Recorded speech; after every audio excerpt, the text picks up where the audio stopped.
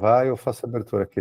Boa noite, galera, tudo bem? Boa noite, Nação Bora Fazer. Bem-vindos ao Clube Bora Fazer Talks de número 51, nosso evento de número 77, juntando com os Bora Fazer Meetups. Hoje vamos receber aqui esse querido amigo que eu conheci no evento no Pará esse ano, José Paulo Gomes. Ele vai falar sobre empatia para construir marcas fortes e rentáveis. Zé, o palco é seu, eu vou pedir que você comece falando a forma que a gente se conheceu e a marca que você criou para o evento onde palestramos juntos, que foi o Carajás Summit. Legal, Fernando, legal. Muito obrigado pela oportunidade, muito obrigado por cada um de vocês que estão aqui me ouvindo. Eu e o Fernando, nós nos conhecemos de uma forma muito inusitada, inclusive, recebi a oportunidade de desenvolver um projeto de identidade visual para o Carajás Summit, no estado do Pará, e dentro desse projeto recebi a oportunidade de falar por 20 minutos, fazer uma palestra de 20 minutos. E dentro dessa palestra tive a oportunidade de estar ao lado do Fernando. O Fernando me fez uma provocação durante a palestra, ele não sabe que fez, mas ele fez, que nós devemos ser interessantes antes de sermos interesseiros. Essa foi a primeira provocação. E a segunda provocação é de que eu deveria ter um material para apresentar ao mundo. Bem, aqui está o meu material, eis o meu livro. Esse livro nasceu através dessa palestra e através da provocação do Fernando. Fernando, muito obrigado mesmo, tá? Foi essencial. E graças a essa provocação e graças a essa palestra, eu estou hoje aqui conversando com vocês, apresentando este livro e tendo a oportunidade de realizar essa palestra. Para mim é uma honra muito grande. Maravilha, Zé. Depois coloca o link, se alguém quiser adquirir o livro também. Certo? Ao final da palestra eu vou colocar sim, tá? Tá. Vamos lá. Posso começar? Pode, e se você quer subir uma apresentação, fica à vontade. Maravilha. Vou compartilhar ela aqui com vocês. Um minuto.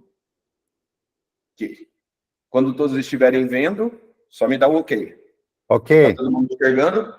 Então, vamos lá, pessoal. O nome da palestra é Empatia para construir marcas fortes e rentáveis. Eu gostaria de começar me apresentando para vocês. O meu nome é José Paulo Gomes. Eu sou designer. Um minuto que eu acredito que não está passando. Vocês estão vendo a segunda tela ou ainda está travada na primeira? Ainda está na primeira. Ainda está na primeira? Só um minutinho que há algum probleminha na apresentação. Aí, agora voltou. O meu nome é José Paulo Gomes. Gosto de ser chamado de Zé, né? Não me incomoda, algumas pessoas se incomodam. Eu gosto porque o Zé me torna amigo de todos. Todo mundo teve um amigo Zé na infância. Acredito que todos vocês têm um amigo Zé, né? Então, basicamente, eu quero ser amigo de vocês.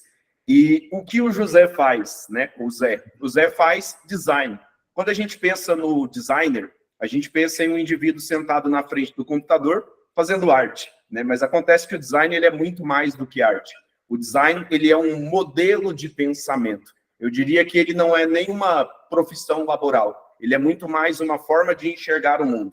E normalmente, quando as pessoas pensam em marca, elas pensam em ter um produto, caprichar no visual e divulgar no máximo de lugares possível. Então, isso é o que muitas vezes a gente enxerga. Mas o fato é que há muitas etapas abaixo deste pequeno iceberg que a gente enxerga. No meu processo de desenvolvimento de marcas, ele é composto por 16 etapas.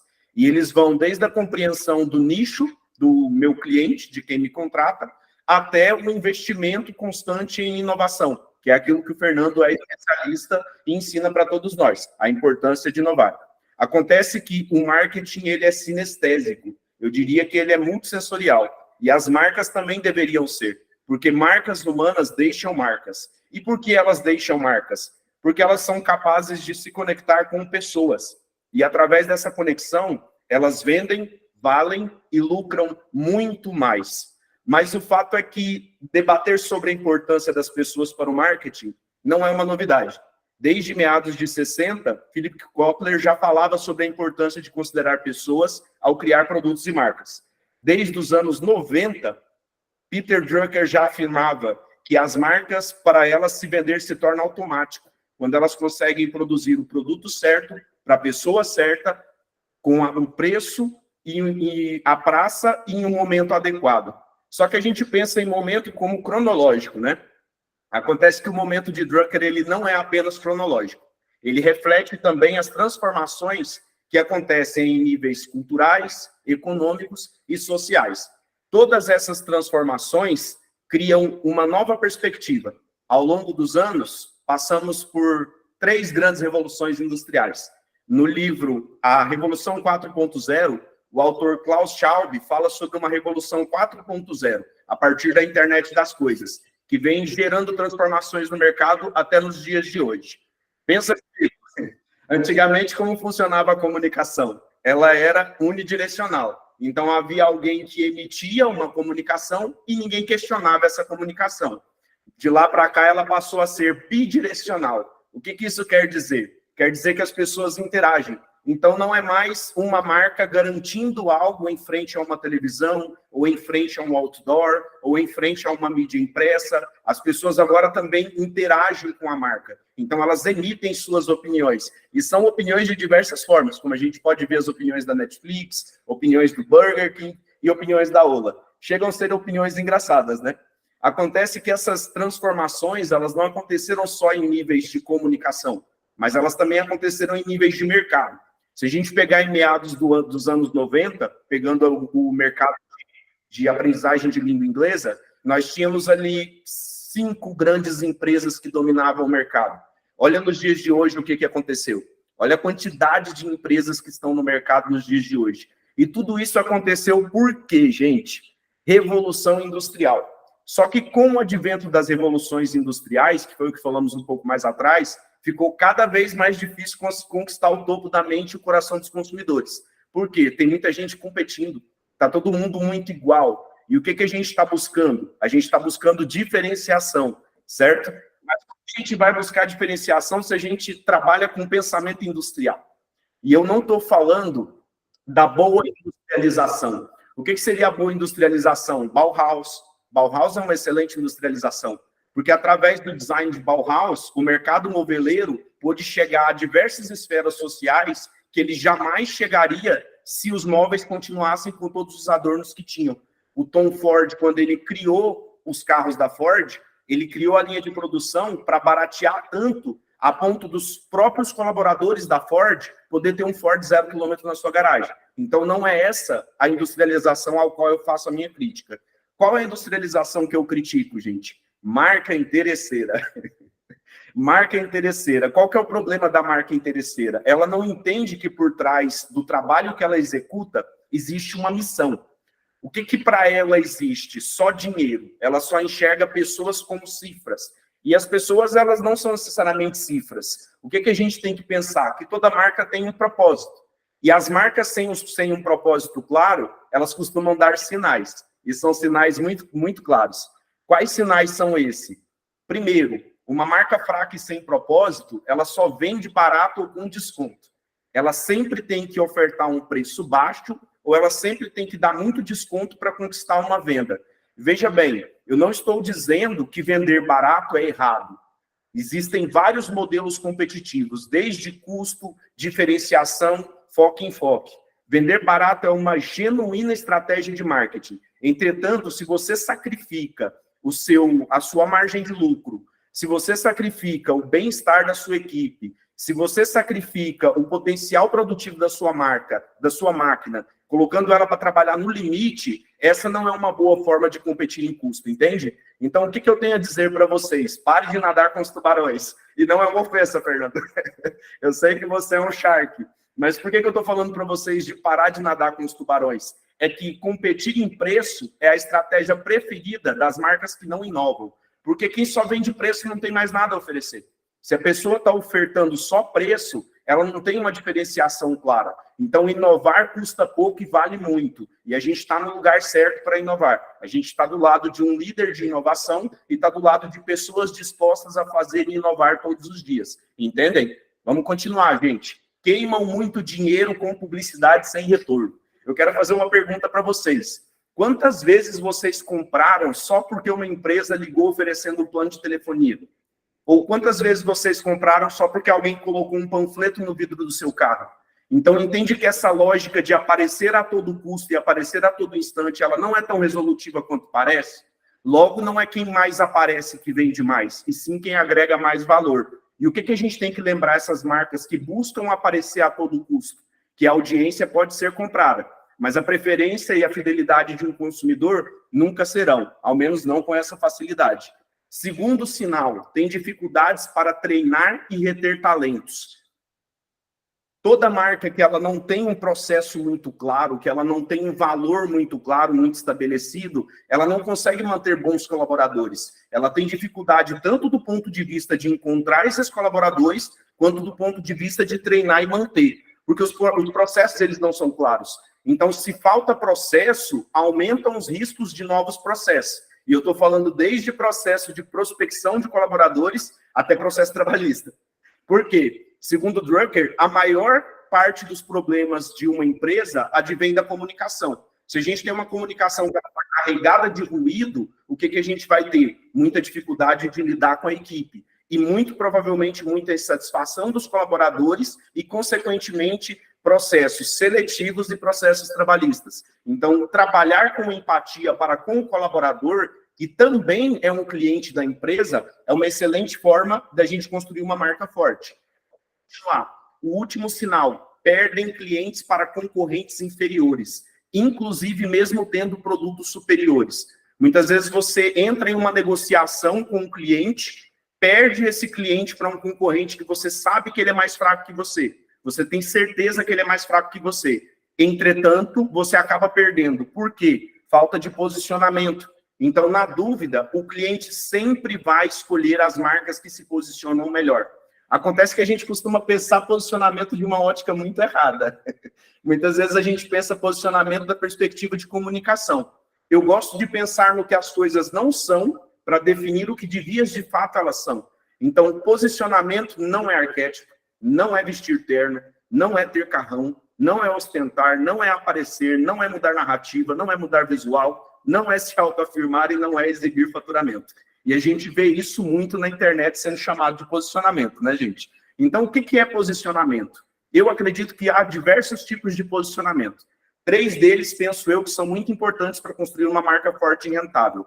Qual seria ele? Primeiro, posicionamento mercadológico, ou seja, um modelo competitivo da tua empresa. Eu lidero em custo, eu lidero em diferenciação, eu lidero em foco, ou seja, micronicho, com vertente de custo ou vertente de diferenciação.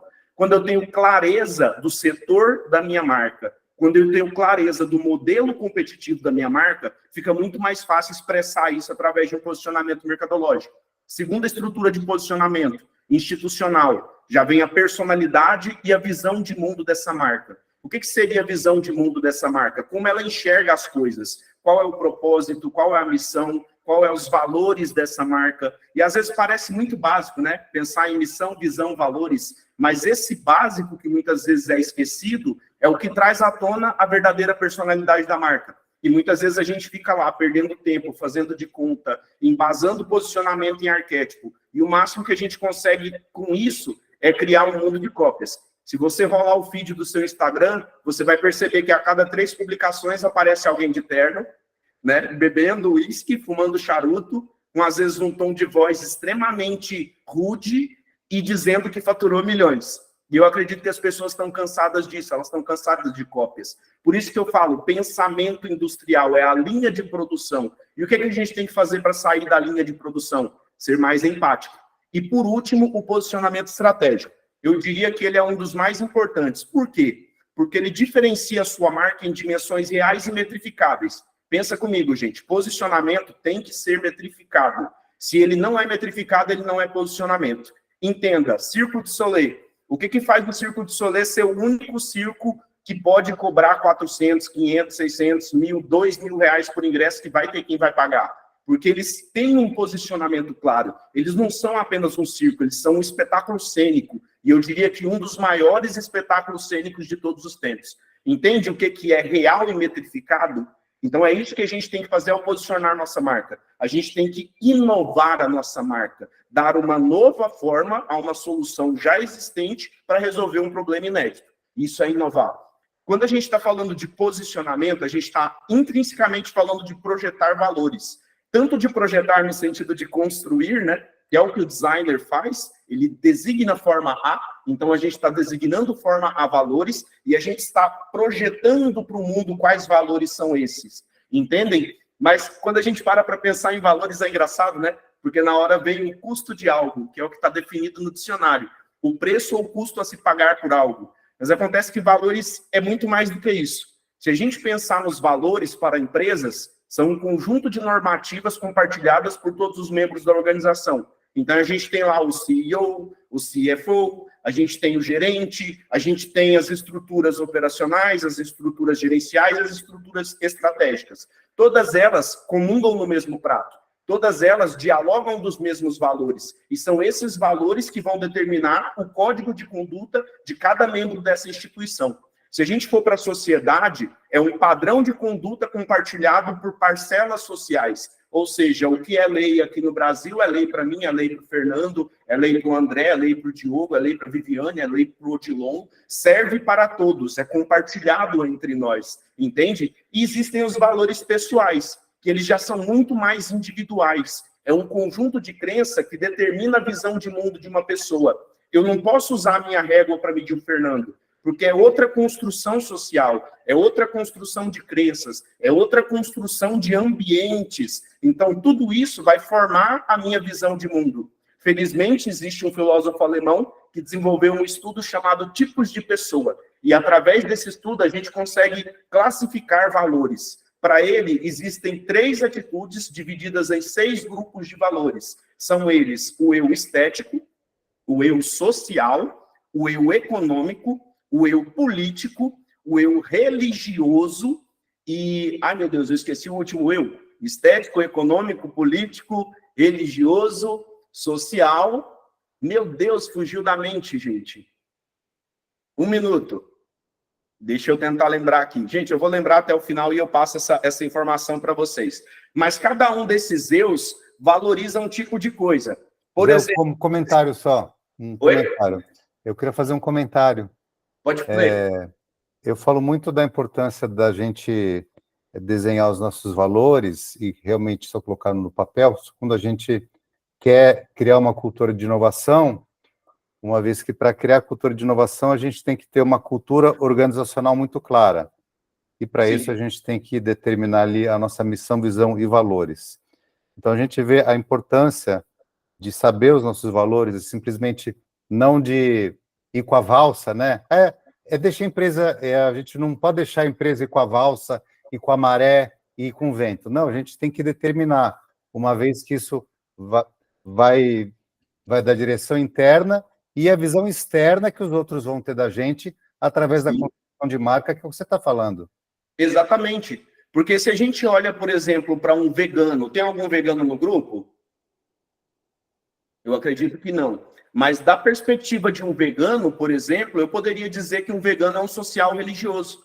Por quê? Porque o religioso não necessariamente tem uma religião espiritual. Ele abre mão do mundo como ele é em busca de uma transcendência. E qual que é a transcendência do vegano? É um mundo onde as pessoas valorizem a vida acima de tudo. Entende? Então, ele é um religioso social, porque um valor nunca vem sozinho. Normalmente, ele chama turminha, é igual o cachorro caramelo.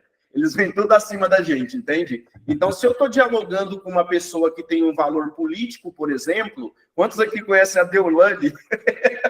Já ouviram falar dela? Vocês já viram como ela se veste? Às vezes ela veste um look de 55 mil reais, toda trajada de Gucci. O que ela está querendo dizer com aquilo ali? Que ela tem poder aquisitivo, que ela tem poder econômico. Ela não usa a marca pela marca, ela usa a marca pelo significado social que essa marca atribui a ela, ou seja, para ela é um valor social. Para alguém que é mais econômico, utilitário, já vai ser algo muito distante da realidade dele. Por quê? Porque o valor dele está na utilidade. Então, se eu só quero vestir, por que eu vou pagar 55 mil reais em um look, entende? Quando a gente começa a dialogar o valor das pessoas, a gente consegue se conectar muito melhor com elas. Vamos lá, pessoal. Valores são neutros até que sejam categorizados. Isso é que é complicado. O que é bom para mim pode não ser bom para você, porque o bom pode ser uma opinião influenciada pela cultura, pelas crenças, pela economia, assim como o ambiente, entende? Então, o que a gente tem que fazer para a gente descobrir qual é o valor do outro? Porque muitas vezes a gente pega uma afirmação, o mapa não é o território. Então, muitas vezes a visão que eu tenho de uma pessoa não é a pessoa em si, é aquilo que eu acredito que aquela pessoa é. E como eu vou saber quem aquela pessoa é? Perguntando. E como eu consigo perguntar para essa pessoa? Sendo empático. A empatia, para o senso comum, é a capacidade de se importar com o sentimento das pessoas. Ele tem um significado mais emocional. Se a gente for para o dicionário, a empatia é a capacidade de se colocar no lugar de outra pessoa, buscando agir ou pensar da forma como ela pensa ou agiria. Se a gente for para a etimologia, a empatia deriva do grego, empatheia, com sentido de paixão. Paixão poderia facilmente ser uma palavra-chave nessa palestra, né? Acontece que esse significado emocional que é atribuído à empatia, muitas vezes atrapalha que empreendedores com excesso de foco em dados mercadológicos não enxerguem o valor dessa ferramenta. E qual é o real valor dessa ferramenta? Para o autor Daniel Goleman, existem 3 tipos de empatia. São elas afetiva, compassiva e cognitiva. Vamos começar pela empatia afetiva, que é essa habilidade de sentir o que o outro sente. Seria muita arrogância da minha parte querer ensinar vocês a sentirem alguma coisa. Eu acho que é muito difícil, até porque o meu cérebro não está conectado no corpo de vocês. Então, dificilmente eu vou ter a mesma experiência emocional que vocês têm. O que eu posso fazer? Eu posso buscar soluções a partir do entendimento que eu tenho do outro. Isso seria uma empatia compassiva. E, por último, essa é a empatia que eu gostaria de focar na palestra, que é uma empatia cognitiva, que é racionalizar as emoções do outro. Olha que interessante. Muitas vezes eu não vou conseguir sentir o que você sente, mas eu posso racionalizar o que você sente. Como? Te ouvindo. Se a gente pegar na psicologia, o que é a empatia? É uma ferramenta para análise do comportamento humano. Então, na psicologia, eles utilizam a empatia para analisar o comportamento do outro. Se a gente for para a sociologia, é a forma como o eu social interpreta o mundo a partir de 3 recursos. Quais recursos são esses? O que acham de mim, ou seja, neste momento vocês estão formando uma opinião sobre mim. O que acham sobre o outro, vocês têm uma opinião sobre cada um de vocês. E o que acham deles próprios, e vocês têm uma opinião sobre si mesmos. Uma vez que eu tenho informações sobre isso, o que eu posso fazer? E se as marcas pudessem usar a empatia para enxergar a marca pelos olhos das pessoas, ou seja, saber o que os consumidores acham da minha marca, entender o que o consumidor valoriza na minha marca e descobrir o que o meu consumidor gostaria que a minha marca fosse melhor. Eu também poderia utilizar a empatia para enxergar os concorrentes pelos olhos das pessoas. Olha que interessante. Eu poderia saber o que as pessoas acham dos meus concorrentes, o que as pessoas valorizam nos meus concorrentes e ainda o que fariam elas deixarem os meus concorrentes. E se eu pudesse também enxergar as pessoas pelos olhos delas mesmas, descobrir as crenças e visões de mundo do outro, entender como elas influenciam suas escolhas, identificar o que elas valorizam e reprovam, compreender sua cultura e modo de viver, mapear as origens de suas necessidades, avaliar os múltiplos contextos de sua necessidade e analisar seus grupos de convívio. Olha que interessante. Então, quando eu olho para as pessoas, eu consigo descobrir muito mais sobre elas até do que elas mesmas. Porque aquilo que elas falam, como elas se vestem, como elas se comportam, o que elas compram, por que compram, os ambientes que elas frequentam, diz muito sobre elas. E uma vez que eu tenho todas essas informações, fica muito mais fácil inovar. A gente dificilmente vai criar alguma coisa nova, né? Tem muita gente boa que veio antes da gente criando muita coisa legal. Mas com certeza a gente consegue inovar, que seria dar um novo sentido a uma solução já existente, para resolver o quê? As necessidades das pessoas. Porque todo produto, vocês concordam comigo que ele nasce para atender uma demanda utilitária? A gente pega esse copo porque a gente precisa beber água. Eu tenho um computador porque eu preciso me conectar a vocês. Entretanto, por que eu escolhi um computador Apple? Porque ele tem um significado emocional para mim. Ele tem um valor que vai além da utilidade. Quando eu uso esse equipamento, ele está dizendo algo mais do que somente ser um computador para executar o meu trabalho. Entende? Então, quando a gente é mais empático, quando a gente ouve os nossos consumidores, a gente tem muito mais informações sobre eles. E a gente consegue construir soluções e narrativas muito mais assertivas. Vamos continuar, gente. E a empatia, ela serve só para a marca? Não, ela também serve para o marketing. Justamente porque, entenda, pessoal,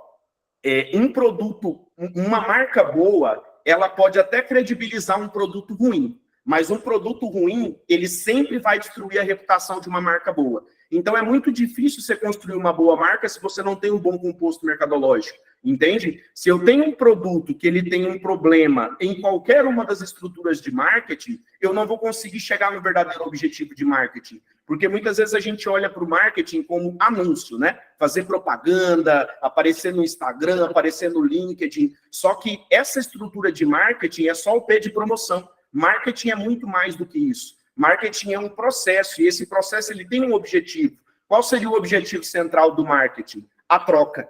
Ou seja, eu tenho um produto, livro, vocês precisam de conhecimento. A partir do momento que vocês compram o meu livro e eu ganho dinheiro com esse conhecimento que eu vendi, aconteceu o marketing. Segundo Kotler, o marketing acontece quando as pessoas decidem satisfazer suas necessidades por trocas. Então, marketing é basicamente isso. Qual que é o problema? Tem muito P no marketing hoje em dia. É P demais. Antigamente a gente tinha apenas 4 Ps. Atualmente a gente está com 8. E toda hora alguém fala que mudou alguma coisa, né?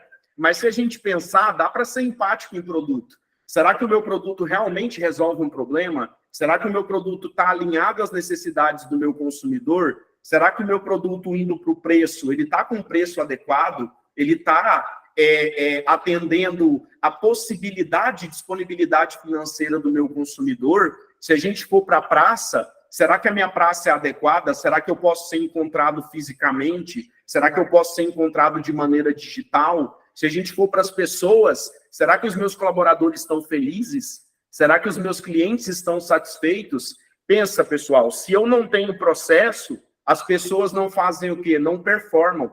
Como está a performance da minha equipe? Como está a performance do meu produto? Como está a performance da minha comunicação? E para que eu possa medir essa comunicação, eu tenho que ter um posicionamento. E para que esse posicionamento seja ouvido, eu tenho que fazer uma promoção. Vocês perceberam que o P de promoção vem por último? O que acontece? A maioria das empresas passa o carro na frente dos bois.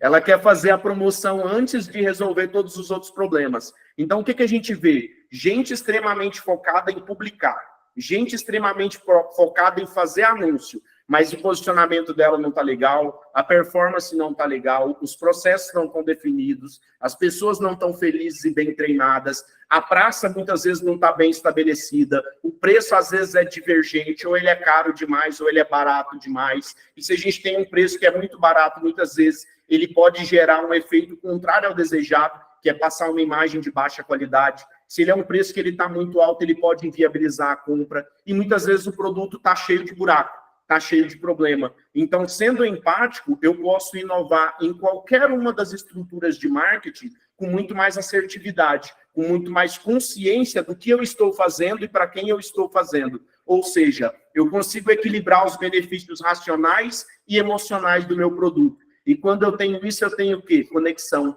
valorização desses produtos. Vamos lá, pessoal. Comece pelo porquê. Quantos de vocês já ouviram falar do livro do Simon Sinek? Comece pelo porquê. Eu tenho os dois, tanto comece pelo porquê, quanto encontre o seu porquê.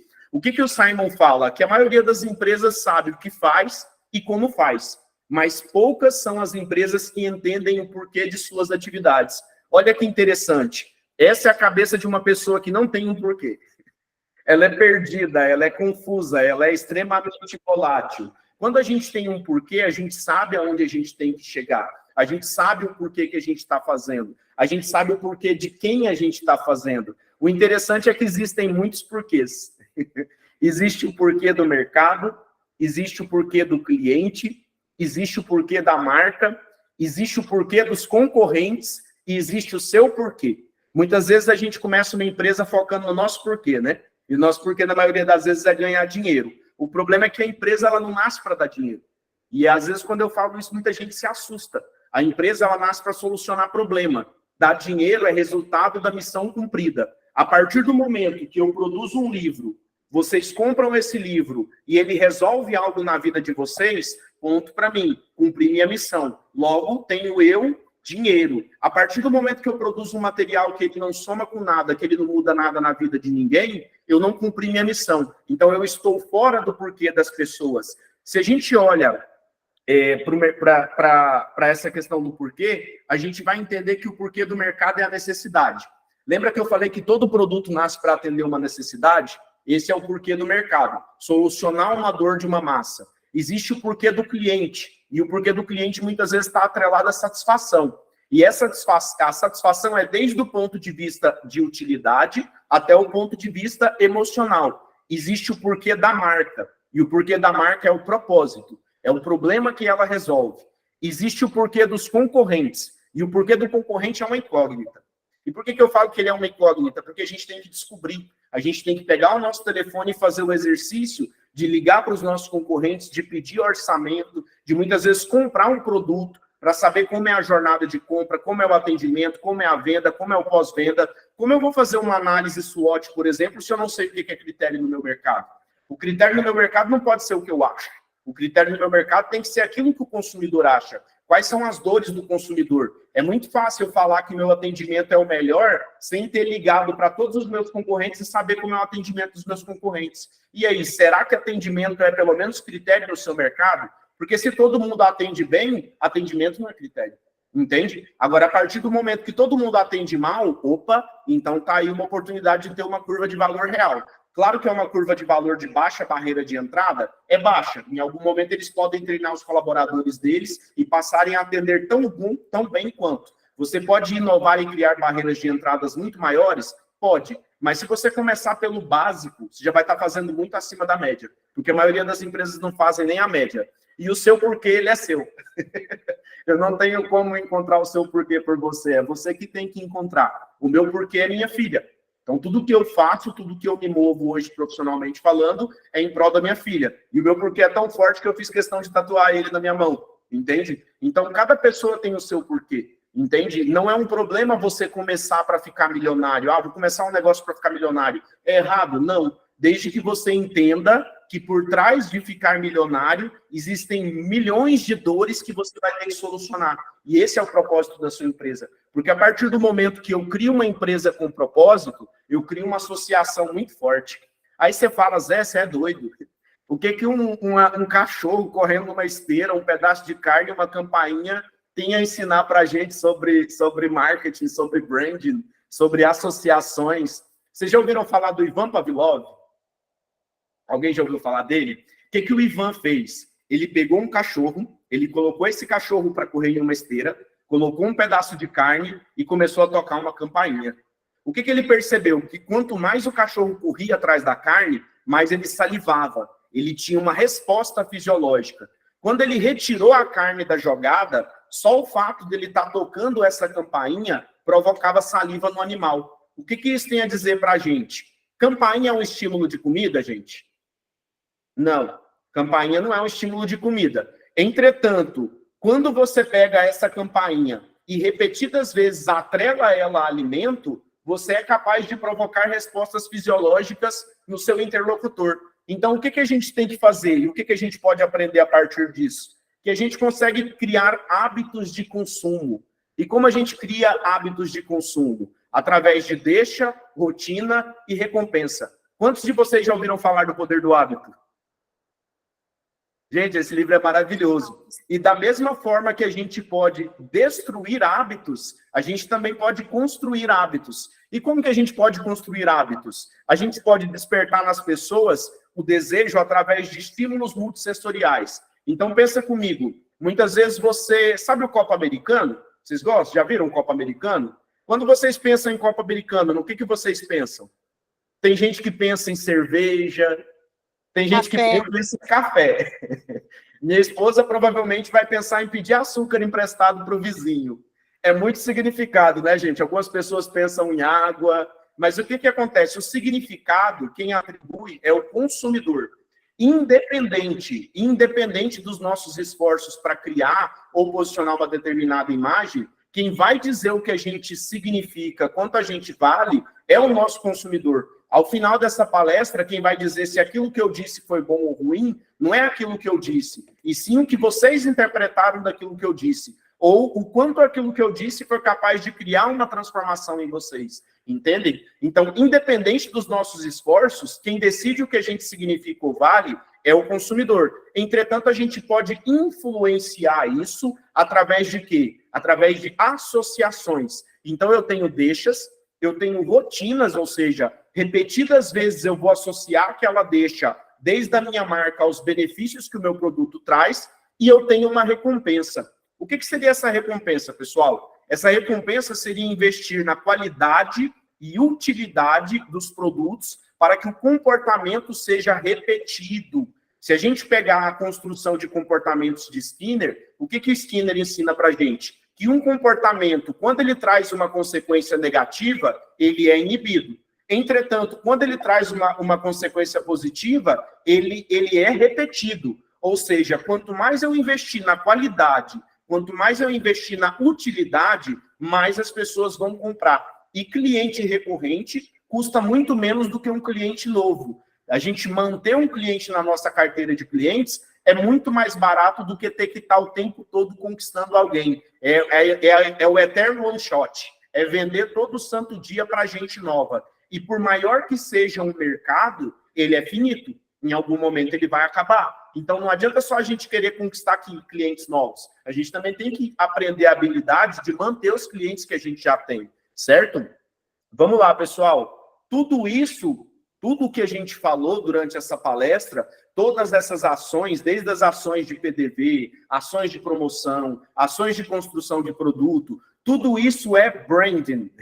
Né? Eu gosto de colocar as coisas sempre em português. Eu acho que é tudo mais fácil e mais compreensível para a maioria do público. Quando eu escrevi meu livro, eu não escrevi meu livro para profissionais, eu escrevi meu livro para pessoas que estão começando a empreender, apesar de que ele ajuda diversos profissionais. Então, por isso que eu gosto de trazer tudo em português. Branding nada mais é do que ações de marca. Você não precisa ser uma Coca-Cola, criar alegorias natalinas para fazer branding. Você não precisa ser a Red Bull e lançar alguém do espaço para fazer branding. Porque branding não é narrativa, gente. Branding é ação. Pensa comigo, um pipoqueiro, quando ele vai lá e pinta as pipocas e torna elas coloridas, para criar uma alusão lúdica para as crianças. O que ele está fazendo? Branding. Alguém que vai lá, um dono de um cachorro-quente que investe no molho especial, cria uma embalagem interessante para agregar valor ao produto dele. O que ele está fazendo? Branding. Um hotel que investe na limpeza de seus quartos, na manutenção dos seus quartos, no bom atendimento. O que ele está fazendo? Branding. E não deixa de ser branding por ser uma pequena ação. Porque esse conjunto de ações vai gerar uma força tão grande que, ao final, essa somatória vai construir uma marca forte e muito mais rentável. Enfim, quando a gente chega eu cheguei ao final da palestra, cheguei ao final da apresentação, e o que eu queria mostrar para vocês? O significado da marca. O que é uma marca? Eu gosto muito da definição do Mark Batey sobre o que é uma marca. Para o Mark Batey, a marca é um conjunto de experiências e sensações que elas são construídas através do uso e promoção dos nossos produtos e serviços. Eu gosto de definir a marca como reputação. Basicamente isso. Marca é aquilo que falam de você, principalmente quando você não está presente. É quando você está longe que você sabe o poder da sua reputação. Cada um de nós tem uma reputação. E a gente sabe que reputação dá um trabalho para construir, né? Mas para destruir ela é um pulo. Entende? Então, por isso que a gente tem que fazer uma boa gestão de risco reputacional, por isso que a gente tem que cuidar muito das nossas ações de marca. Por quê, pessoal? Porque as ações da nossa marca importam. Dá para construir marca com pouco dinheiro? Dá, desde que você tenha conhecimento, boa vontade e disposição para fazer e acontecer. É isso, pessoal. Isso que eu queria compartilhar com vocês. Não sei se eu fui muito rápido, se eu fui muito lento. Gostaria que vocês compartilhassem ao final a opinião de vocês sobre a minha palestra. Caso vocês queiram comprar o meu livro, é só acessar zepaulogomes.com.br. Ele está disponível na Amazon Kindle e está disponível na versão impressa direto comigo, tá? Alguém tem alguma dúvida? Gostaria de falar algo? Eu quero já que tu pegue o livro, bote bem aí na frente da câmera para tirar um printzão para me postar depois. Isso. Zé, se você quiser baixar e botar para as pessoas tirarem foto, vamos lá. É só botar o Zé no meio, ó. Segura de novo o livro, Zé, que eu vou tirar uma foto, por favor. Boa. Gente, é a minha primeira palestra online, eu nunca tinha feito. Mandou muito bem. Para mim é uma novidade. Ó, o seu Mac está quase sem bateria, não sei se tem como plugar aí. Tem sim. Já vou plugar agora. Ô Zé, eu queria te dar os parabéns aí pela palestra, tá? Eu me senti particularmente tocado, sou do seu time, sou designer, crio marcas também, e Legal. parabéns, cara. Eu gostei bastante dos livros que você citou, inclusive, somos parceiros de leitura. Cara, algumas pessoas, elas consideram que a marca, ela é aquilo, né? O logotipo, o nome da marca, as cores, etc. E nós vemos aí ativações como as da Fini, Beijo, né? Que eles reformaram à frente de várias farmácias. E não tem precisão, né? Como é que a gente cria esse sentimento nas pessoas, né? De fazer aquele tiquinho a mais pela marca quando elas pensam que não, já está feito, já sou consolidado, não precisa, eu vendo, eu tenho um monte de cliente e tal. Pode repetir a pergunta, por gentileza? Sim, como é que a gente cria essa sensação nas empresas e pessoas de que elas podem fazer aquele tiquinho a mais pela marca delas, né, para conquistar um espaço na rede social mais disputada do mundo, que é o pensamento, né, a memória afetiva. Quando eu penso, eu quero tomar um refrigerante, não, eu quero tomar uma coca, né? Como é que a gente faz isso daí? E, cara, associação. Basicamente, a associação. O que uma farmácia normalmente está associada? Está associada à doença.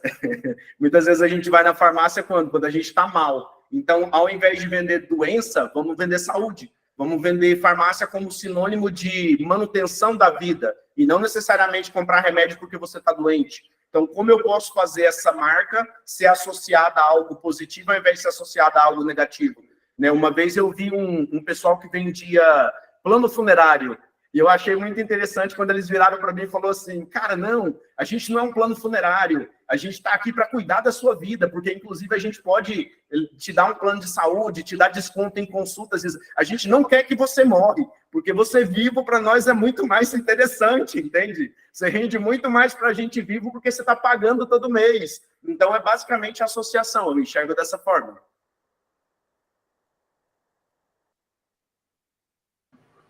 Mais alguma pergunta? Eu tenho aqui, Zé. André, vai lá, André. O Obrigado, André está na Fernando. linha aí. Zé, primeiro, parabéns pela palestra, cara. Primeira vez uma palestra online, cara, assim, você conseguiu passar um pequeno tempo aqui, um monte de ensinamento bacana, um conteúdo muito interessante. Então, parabéns pela palestra, parabéns pelo livro. Obrigado mesmo. E eu queria aproveitar um pouco do que você disse, cara. Você trouxe vários conceitos legais, trouxe o conceito de reforço positivo de Skinner, né? Trouxe a questão de você conseguir estimular reações e associar isso à marca, criar associações afetivas, né? E isso faz com que o cliente lembre da nossa marca, do nosso produto. Isso é tudo muito legal, cara. Mas eu queria saber de você o seguinte, né? Como a gente vê, tem até uma piada para isso, né? Que o palestrante chegou para 10 pessoas da plateia e falou, olha, todo mundo de restaurante, né? Falou, qual a diferença do seu restaurante para o primeiro? Ele falou, o atendimento. Para o segundo, atendimento. Chegou lá no 10º, qual é o seu diferencial? Atendimento. Ou seja, ninguém tinha diferencial, né? Todos eles acreditavam que o diferencial era atendimento, mas todo mundo colocou a mesma coisa. Então, o que eu queria te perguntar é, como é que funciona o seu processo, meu caro? A gente fala muito de processo criativo, né? Mas eu queria conhecer um pouquinho do seu processo de como achar os seus porquês. Como é que você tem algum processo que te ajude a chegar no porquê e descobrir quais diferenciais você vai apresentar sobre o seu produto, o seu serviço, a sua marca? Basicamente, pesquisa. Eu gosto de falar que é o segredo que nunca foi secreto para ninguém. Né? Que a internet, se a gente parar para pensar, está cheio de segredos por aí que nunca foram secretos. E se a gente pesquisar, perguntar para as pessoas, elas vão nos dizer. Então, basicamente, o que eu faço? Eu reúno uma quantidade de consumidores de uma determinada marca, desde pessoas compradoras a pessoas não compradoras, que seria MQL e SQL. Porque ambas essas pessoas têm muito a nos dizer. O MQL, que é o Market Qualified Lead, que não necessariamente compra da gente, o que ele tem a dizer para nós? As objeções. Quando a gente vai para o Sale Qualified Lead, que seria a pessoa compradora, o que ela tem a dizer para a gente? Aquilo que a maioria dos nossos consumidores valorizam. Então, através dessas pesquisas, eu cruzo esses dados, cruzo essas informações e vejo quais são as principais objeções e enxergo nelas uma fraqueza e soluciono essas fraquezas e olho para aquilo que o consumidor valoriza e transformo isso em comunicação em curva de valor. E, normalmente, eu também faço uma pesquisa de opinião. Ou seja, o que aquele consumidor deseja que a marca seja melhor? O que tornaria aquele produto melhor para ele? E através desse cruzamento de informações, eu sei qual é o perfil predominante na empresa do meu cliente e sei o que a maioria dos consumidores esperam. Sabendo isso, eu consigo destinar ações muito mais eficientes do ponto de vista de posicionamento. Porque se eu estou construindo uma marca para outra pessoa, não faz muito sentido eu entrar em um processo de brainstorming. Porque o brainstorming ele vai ser uma busca colaborativa por ideias, beleza. Mas são ideias de dentro da minha organização, está partindo do eu, está partindo do ego. Então é muito mais fácil eu realizar uma pesquisa de mercado com os meus consumidores e não consumidores para saber o que eles querem. E dentro disso a gente inova. Então, desde buscar tendências até buscar aquilo que a maioria dos meus consumidores desejam. Basicamente isso. Obrigado, Zé. Só queria chamar aqui a Mônica, depois a Kicila e depois a Valesca. Vai lá, Mônica. Oi, pessoal. Eu acabei chegando atrasada. E, gente, caí de paraquedas literalmente aqui. Eu estava digitando no Google grupos de network, enfim, e eu lembrei do Bora Fazer, que eu já faço parte no WhatsApp, dei uma olhadinha, estava ali o link, falei, não, é agora, vou entrar aí para ver qual que é. Olha, palestra impecável, muito legal mesmo, agregou muito valor, inclusive vários dos assuntos que você comentou ali, né, comece pelo porquê, a questão do poder do hábito, enfim, tenho os 2 livros ali aqui em casa também, e eu uso muito no meu trabalho, né, eu trabalho com planejamento financeiro, e eu tenho uma forma de acesso ao meu trabalho, que é o diagnóstico financeiro gratuito, né? Então, eu disponibilizo algumas vagas ali semanalmente para eu ter acesso a esses clientes. Mas eu tenho uma dificuldade muito grande quanto à questão da minha marca pessoal. Porque hoje eu trabalho em uma empresa, né? A W Consultoria, ela tem um ecossistema gigantesco e eu uso desse ecossistema. Então, eu levo o nome da marca, né, dessa marca que está cada vez maior no Brasil, mas eu queria saber como que, em que momento ou como eu usaria o meu nome pessoal como planejadora financeira, sabe? Eu fico meio insegura em em que momento me desvencilhar disso, em que momento sabe, isso fica um pouco confuso na minha cabeça, porque eles têm ali um marketing muito pesado, eles têm um nome muito grande, então eu fico um pouco confusa quanto isso. Você saberia como me ajudar nessa questão? O seu problema, eu diria que ele é um problema de tipo de branding. Por exemplo, você tem, na verdade, 2. Você tem uma marca pessoal e a empresa que você atua é uma marca corporativa. Existem vários outros tipos de marca cultural, a gente tem marca branding geográfico, a gente tem branding de produto, que é o que você está representando, que é o produto que você está vendendo. Na verdade, está muito mais para um serviço que você faz, né? Que é um planejamento. Mas existe branding de produto também. Então, o que você poderia fazer, ao meu ver? Como o seu relacionamento hoje ele é B2B, os teus clientes necessariamente são clientes da empresa, que é a marca corporativa que você atua, você pode construir sua própria carteira de clientes. Então, utiliza os clientes que você já tem dentro da empresa para estudar eles através de etnografia. E o que é etnografia? Convivência. Então, você vai perguntar quais são as dores, por que eles escolheram essa empresa e modela o que essa empresa faz de assertivo. E traz isso para dentro da tua marca pessoal. Porque as ações de uma marca pessoal, elas são totalmente diferentes das ações de uma marca corporativa. O que uma marca corporativa está buscando? Transformar uma corporação, dar a ela qualidades de marca. No seu caso, você vai dar qualidades de marca à tua pessoa. Então, você vai dialogar muito mais sobre valores. É muito mais sobre conexão e rapport do que necessariamente falando promoção de marketing. É como se o teu trabalho fosse um trabalho de formiguinha. Só que a somatória desse trabalho de formiguinha vai alavancar a sua marca pessoal, entende? Então, vai sem pressa. Na verdade, você tem uma bela de uma oportunidade. Você tem uma carteira de clientes para você explorar elas, não financeiramente falando, porque são clientes da empresa que você trabalha, mas explorar a partir de percepção do cliente. Olha a oportunidade de empatia. Você pode entender como os clientes, que são clientes da marca que você representa, pensam. Uma vez que você entende isso, você pode levar isso para a sua comunicação, você pode levar isso para o seu posicionamento e encontra as fraquezas deles. Já ouviu falar de análise SWOT? Não. Legal. O que é análise SWOT? Forças, fraquezas, ameaças e oportunidades. Eu gosto de chamar ela de fofa. que você vai fazer? Você vai pegar tudo que é critério no teu mercado e dentro desses critérios você vai classificar o quanto a empresa é forte e naquilo que ela for fraca, você fala assim, cara, como eu posso ser forte nisso? Como eu posso modelar aquilo que ela é forte? O que é ameaça para essa empresa? E como eu posso criar uma gestão de risco para essas ameaças e como eu posso aproveitar essas oportunidades? Eu vou te mandar as ferramentas para você utilizar. Desde a ferramenta de curva de valor, que era o que foi dito pelo meu Deus, me perdoa, eu não estou lembrando do seu nome, é porque está como organizador Clube Bora Fazer. E você é designer também. Guto. Guto, pronto. O que o Guto estava falando em relação a posicionamento? O que é posicionamento? Aquilo que diferencia você em dimensões reais e metrificáveis. O que pode diferenciar você em dimensões reais e metrificáveis de uma marca corporativa? Por que as pessoas deveriam confiar mais em você do que confiar numa empresa? Pega isso e explora isso como posicionamento. Entende? Entendo. A minha dificuldade é porque, assim, os clientes que eu trago são 100% meus e a gente tem uma vantagem lá dentro que a gente não tem competição, né? O cliente é meu, tá na minha base, acabou, vai ser atendido por mim. Então, essa é uma grande vantagem. Legal. Mas a questão é justamente essa, tipo, como que eu, uma planejadora financeira parceira da W1 Consultoria, posso trazer mais vantagens para o meu cliente e ser destaque nas redes sociais também, né? E eu até tenho alguns cases ali dentro da própria empresa que eu dei uma pesquisada e tal, mas infelizmente cases grandes ali, mas compraram seguidores, então não é bem o que eu quero, né? Eu quero realmente criar uma marca forte de fato desde o zero, né? Legal. Obrigado, Mônica. Kisila,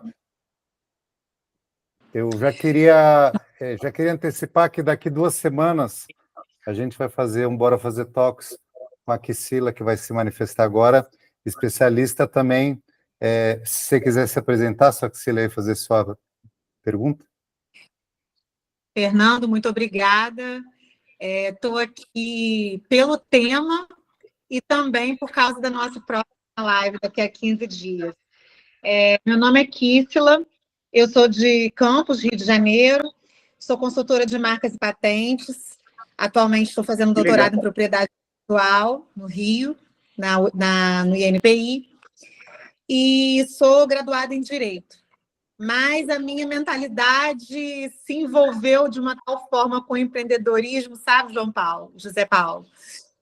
Com o empreendedorismo, com a aceleração de startups, com as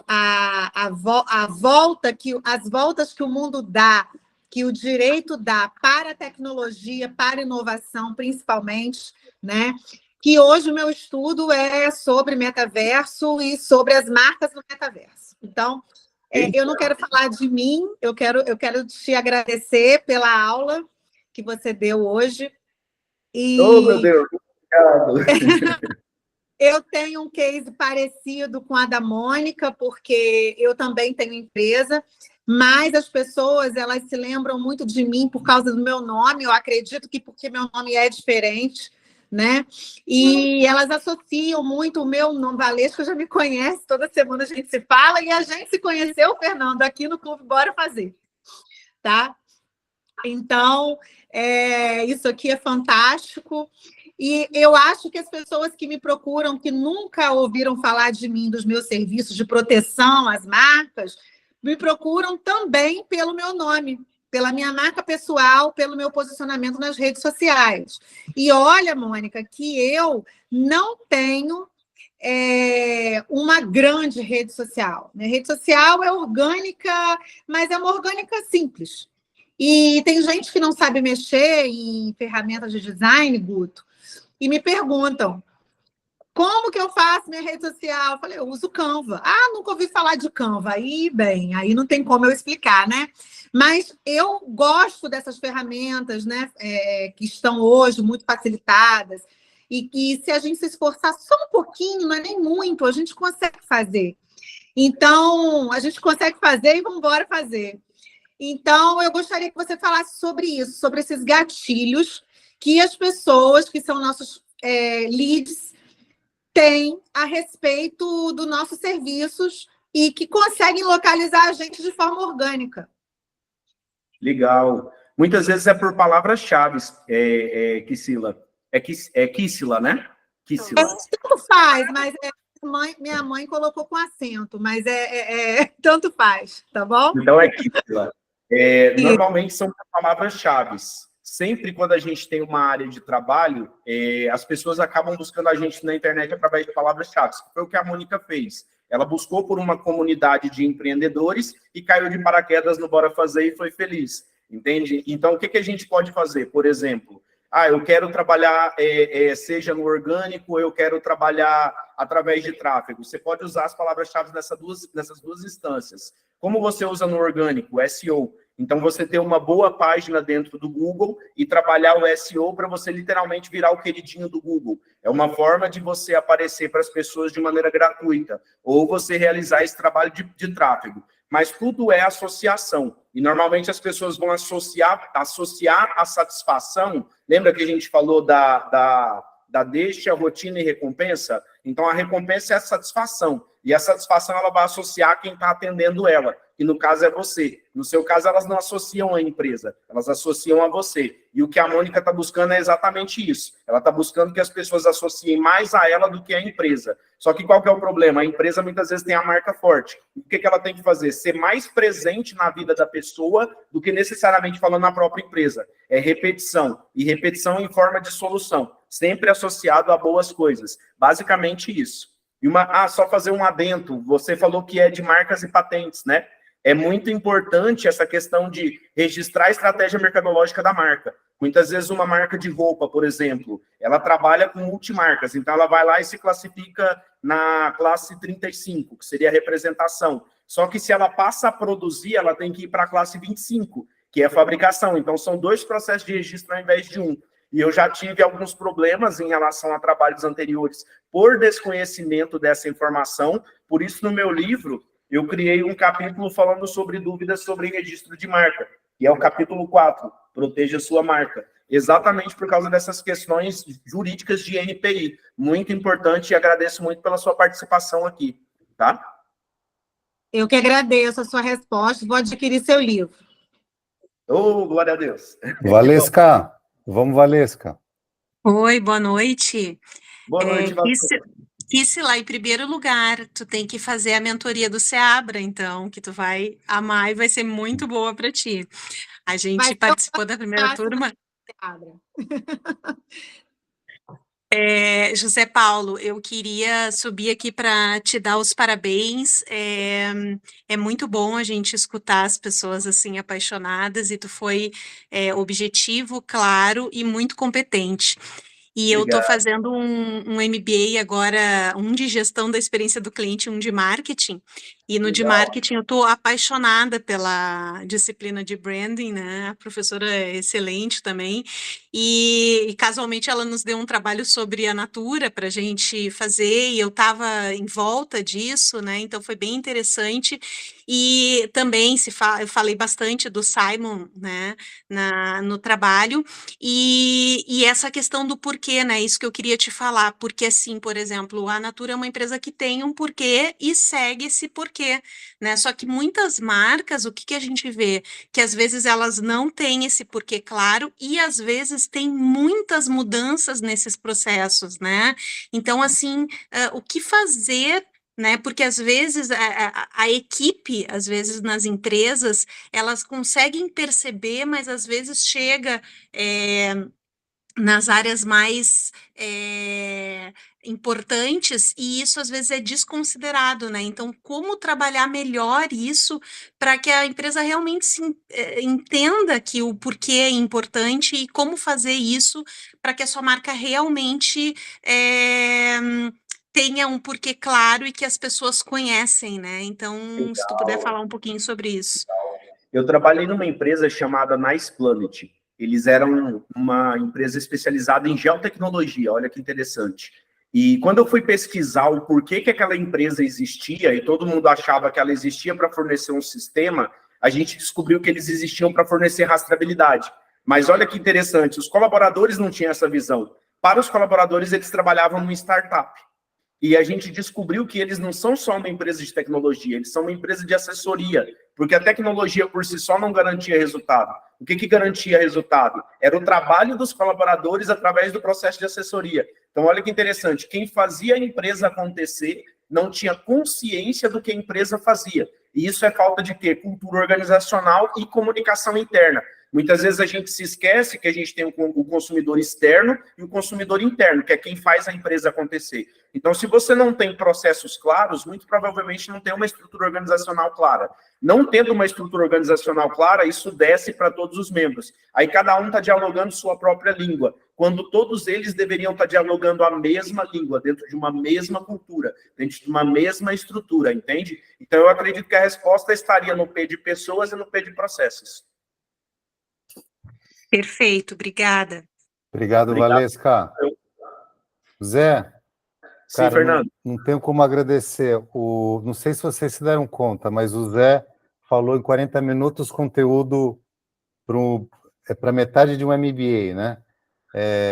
Eu sugiro que depois vocês assistam o Bora Fazer Talks, que hoje, amanhã já está no nosso podcast, vai estar no nosso YouTube. Essa é realmente uma edição para assistir, anotar e Obrigado, gente. Obrigado mesmo, viu? O Zé, ele foi trazendo só tanto conteúdo, só tanta coisa, que vocês têm que correr atrás agora, né? E a gente sabe que é muito conteúdo, Zé, foi sensacional. Obrigado, gente. Obrigado. Eu queria lembrá-los aqui de novo, ó, eu vou botar aqui no chat agora as informações do lançamento do meu livro, aqui dia 13 de novembro em São Paulo. Quem estiver em São Paulo, aguardo todo mundo aqui, tá bom? Queria agradecer a presença aqui do meu querido xará, que eu não vejo há algum tempo, aí de Brasília, Fernando Dantas. Fala, meu querido amigo, tudo bem? Bom te ver. A gente tem aqui... Boa noite a todos. Tudo bem? A gente tem a Raquel lá da Paraíba, tem Mato Grosso do Sul, tem Mato Grosso, Rio de Janeiro, Tocantins. Tocantins sou eu. Tocantins o Zé. Fernando, Fala. Rapidinho, lembrei do último eu, e é o meu eu e eu esqueci dele, gente, é o eu teórico. Lembrei do último eu, é o eu teórico. Tem um artigo completo sobre valores de marca, depois eu vou estar enviando no grupo, quando tiver liberado. Dei uma lida, vocês vão gostar bastante, porque lá fala de cada uma dessas estruturas de valores, tá? Mil perdões por ter esquecido e muito obrigado pela oportunidade, Fernando. Zé, a gente... Manda a rede social sua, José. Oi? Coloca aqui no chat a sua rede social. Sim, o Zé Paulo Gomes, Instagram, e Zé Paulo Gomes, LinkedIn. E lá na Bora Fazer também Zé Paulo Gomes. E a gente está esperando um artigo seu só para postar na nossa newsletter e no nosso blog, né, Guto? O Guto posta as coisas lá no nosso blog. Bora Fazer aqui, ó, só tem a ganhar com a sua contribuição. Com certeza vai ser incrível. Fechado, fechado. Muito Maravilha, legal aí, pessoal. apesar de eu ter entrado atrasada, mas nos próximos quero estar presente também. Tá, joia, gente. Ah, Fernando, como a gente pode fazer o sorteio do livro lá no grupo? Vamos fazer o seguinte, a gente vai acessar aqui depois a lista das pessoas que vieram hoje, o Guto vai acessar a lista e vai criar um sorteio, né, Guto? Você consegue fazer isso? Vou sortear 4. Consigo fazer e eu vou anunciar o vencedor lá na comunidade do Clube Bora Fazer. Então, quem ainda não está lá, né, já perdeu 2 vezes. Então, baixa o aplicativo e bora lá. Maravilha. Gente, mais algum comentário? Deixa eu ver se eu vou ler alguma coisa aqui para vocês. A Mônica já tinha participado de algum evento aqui com a gente, Mônica? Não, eu só estava no grupo do WhatsApp e também já tinha baixado o aplicativo, mas como eu estava tendo um treinamento interno do escritório justamente nesse horário, eu não estava conseguindo entrar. Era toda terça-feira, a partir das 19 até às 21 horas, então eu não conseguia entrar. Agora que já terminou esse treinamento, eu estava aqui perdida, sem fazer nada, pensei, bora lá. Fico muito feliz que você participou, tá? A gente faz isso a cada 15 dias, tá? Legal. Esse aqui é o nosso evento de número 77. Caramba, e ficam gravadas as palestras? Fica tudo gravado lá no nosso YouTube, que você acessa via YouTube, ou via o aplicativo, ou você escuta ou no chuveiro, ou no carro, pelo Spotify, olha que coisa, ou na Alexa. Adorei. Ou na Alexa. Legal. Amanhã você fala, Alexa, só tocar, bora fazer talks. Boa, com certeza vou dar uma maratonada. Tá bom? Maravilha. Odilonzinho, dá um oi aí, que você levantou a mão, querido. Quer falar alguma coisa? Você está sem áudio, Odilon. Eu já estava. Boa noite, galera. Boa Boa noite. noite, João. Eu já estava esperando essa palestra faz tempo, porque eu estudei design de produto e eu queria muito ouvir, né, a visão de outras pessoas. E para mim foi o brilho da palestra. Eu acho que se eu tivesse tido uma palestra dessa, eu não tinha reprovado em algumas disciplinas. E eu queria te fazer uma pergunta, né? Como tu vê a ousadia aliada à empatia na criação de uma marca? Legal, legal. Ousadia e empatia. Vamos lá. Muitas vezes, para a gente ser ousado, é obrigatório que a gente seja empático. Por quê? Só sendo empático para ser original. Entende? Eu acredito que na hora de criar, e depende muito, né? Quando a gente está falando de ousadia para quem? É ousadia para o outro, é ousadia para mim? Se eu estou fazendo uma marca pessoal, eu tenho que ser ousado, eu tenho que ter uma personalidade forte, eu tenho que ter uma figura forte. Se eu estou criando uma marca para o outro, a ousadia tem que ser para o outro, entende? Então, depende de que ponto de vista que está partindo essa marca. Se é para o outro ou se é para mim. Posso mostrar uma coisa para você rapidinho? Vamos lá. Esse é um projeto extremamente ousado, que é um projeto de design que eu fiz de uma embalagem. Essa embalagem, ela vira uma caixa, entende? É um cliente da Irlanda. Ele desenvolveu uma marca de modelagem capilar. Ele literalmente modelador de caixa. Você iria adorar esse produto, inclusive. Onde está a ousadia desse produto? Essa caixa não pôde ser feita no Brasil. Ela teve que ser feita na China. Aqui, ninguém queria fazer a caixa. E o piloto da caixa custaria R$2.000. Então, eu não poderia errar. Entende? Só que era o sonho dele que a caixa fosse dessa forma. Eu criei toda a forma da caixa. Então, a gente foi extremamente ousado, desenvolvendo um material que, inclusive, ninguém nem queria fazer aqui no Brasil. Mas o resultado foi maravilhoso. A gente conseguiu praticamente triplicar o valor do produto, só com a embalagem, só com a estruturação e o reposicionamento do produto. Mas a gente teve que ser muito ousado para isso. Entende? Então, é isso que eu penso em relação à empatia e ousadia. É isso aí, é o Shine. Valeu, brigadão. Parabéns, viu? Adorei. Obrigado. Maravilha.